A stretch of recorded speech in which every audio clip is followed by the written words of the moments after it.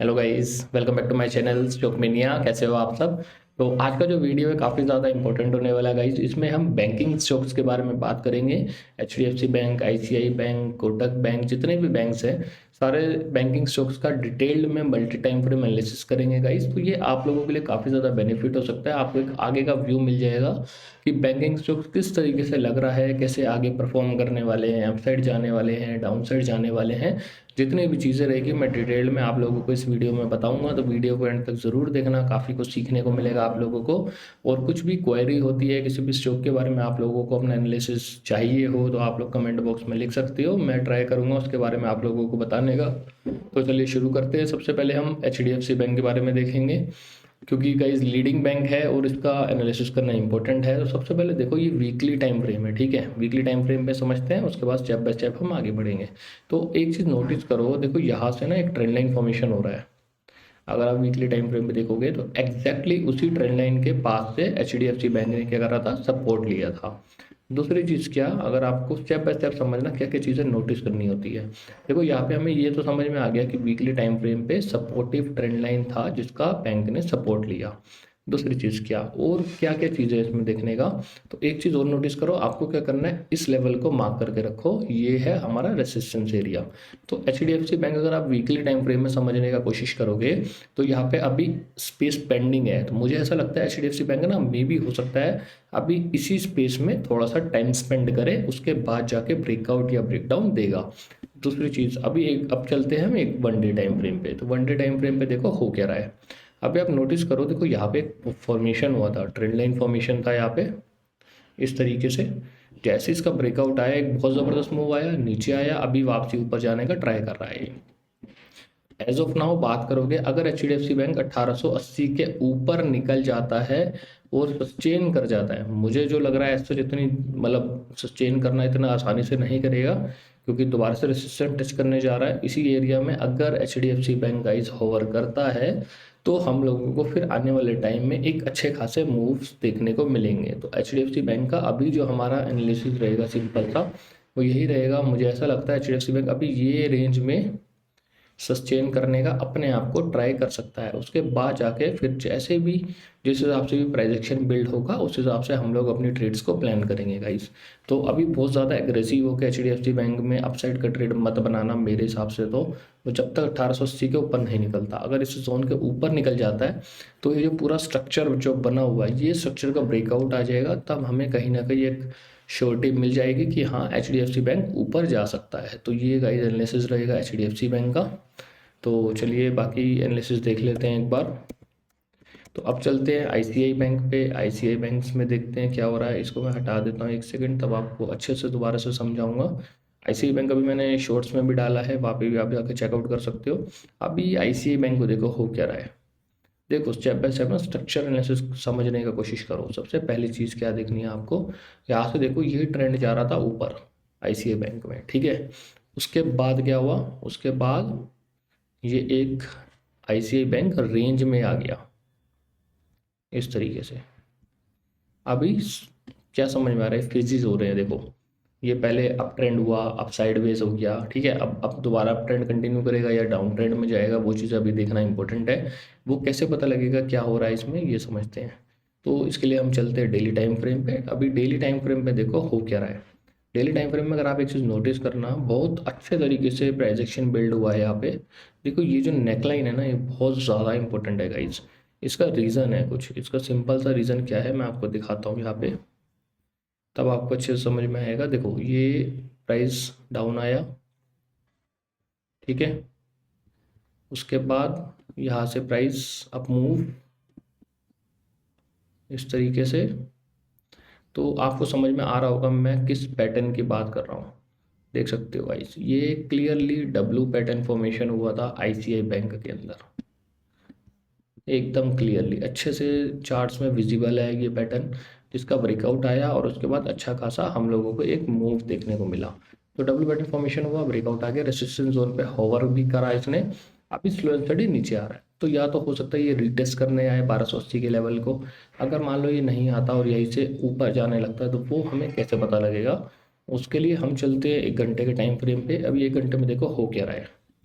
अगर आप एक चीज़ नोटिस करना, देखो जो मेजर मूव आया था वो इस स्विंग के पास से आया था। ये एक सपोर्ट जोन है आईसीआई बैंक के अंदर, ठीक है, ये एक सपोर्ट जोन है क्योंकि देखो मेजर कैंडल जो बने था वो इसी जोन के पास में बना था। दूसरी चीज़ क्या, ये आ रहा है एक ट्रेंड लाइन। तो अगर आप 1 घंटे के टाइम फ्रेम पे देखोगे ना, ये फॉर्मेशन चल रहा है गाइस।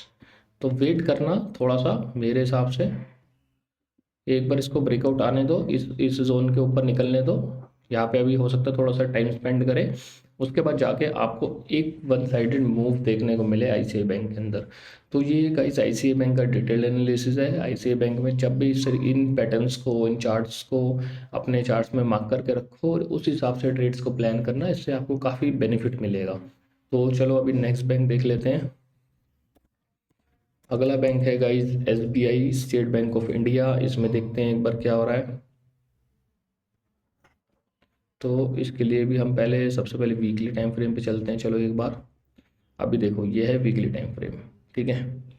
वीकली टाइम फ्रेम में मुझे क्या चीज़ समझ में आ रही है कि देखो ये एक सपोर्ट जोन था, इससे पहले ही इसने एसबीआई बैंक ने यहाँ से बाउंस ले लिया था, ठीक है, ये ठीक है, चलो समझ में आ गया।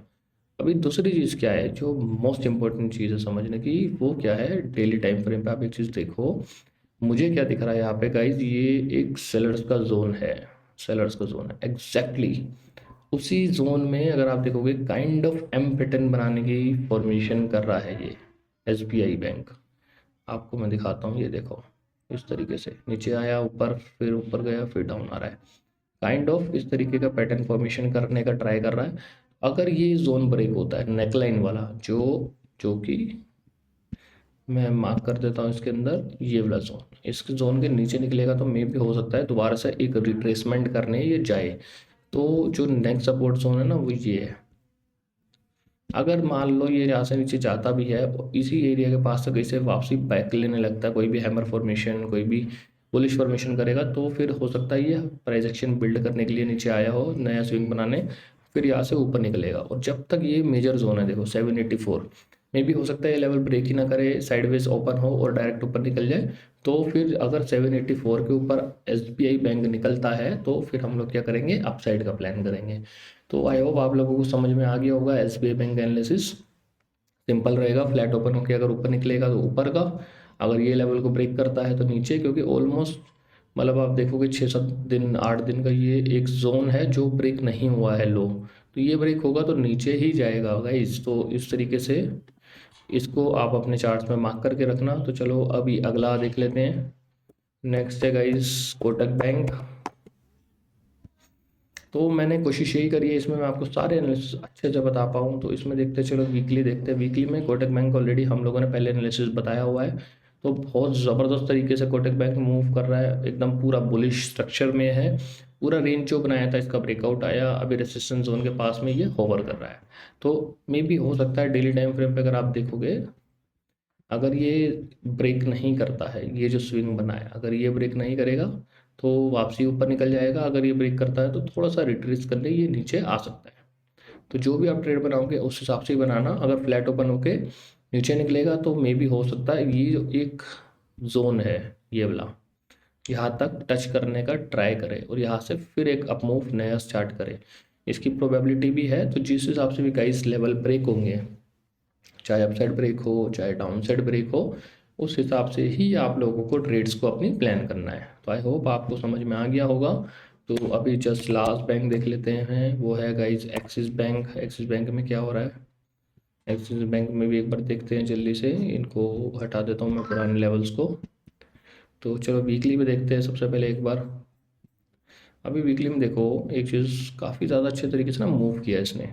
बट एक इम्पॉर्टेंट चीज़ क्या है गाइस, ट्रेंड लाइन आ रहा है या वीकली टाइम फ्रेम पे, ठीक है। तो ये अभी ना ट्रेंड लाइन के पास में है और सपोर्ट इसने कहाँ से लिया, जो फ्रेश जो लास्ट सपोर्ट था उसको एक आप मार्क करके रखो इस तरीके से, ठीक है। तो अभी चलते हैं हम लोग डेली पे।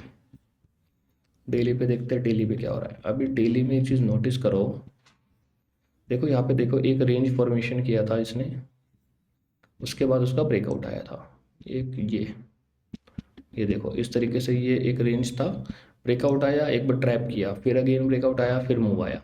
तो हमें ये तो समझ में आ गया कि ये एक रेंज बनाया था एक्सिस बैंक के अंदर इस तरीके से। अभी क्या हो रहा है, अभी देखो ये ना एक यहाँ पे भी इम्बैलेंस था सेलर्स का, तो उसके पास में ना अपने आप को होल्ड करने का ट्राई कर रहा है एक्सिस बैंक। तो अगर ये जोन के ऊपर रहता है, मान लो फ्लैट ओपन होकर ऊपर जाने लगता है, ये जोन ब्रेक नहीं करता 1070 वाला, तो गाइज ये फिर इस जोन को ब्रेक करती है 1122 को। क्योंकि देखो ये ट्रेंड लाइन आ रहा है जैसे कि मैंने आप लोगों को बताया, ये देखो मेजर ट्रेंड लाइन है, तो यहाँ पे वेट करके अगर ऊपर निकल जाएगा तो फिर ट्रेंड चेंज हो जाएगा एक्सिस बैंक के अंदर भी। और अगर ये लो ब्रेक करता है 1070 वाला, तो फिर एक बार नीचे इस जोन को टेस्ट करने का ट्राई कर सकता है एक्सिस बैंक गाइज। तो ये लेवल्स हैं, इसको अपने चार्ट्स में मार्क करके रखना। काफ़ी अच्छा तरीके से मैंने कोशिश करी है सारे बैंकिंग स्टॉक्स आपको डिटेल्ड एनालिसिस देने में।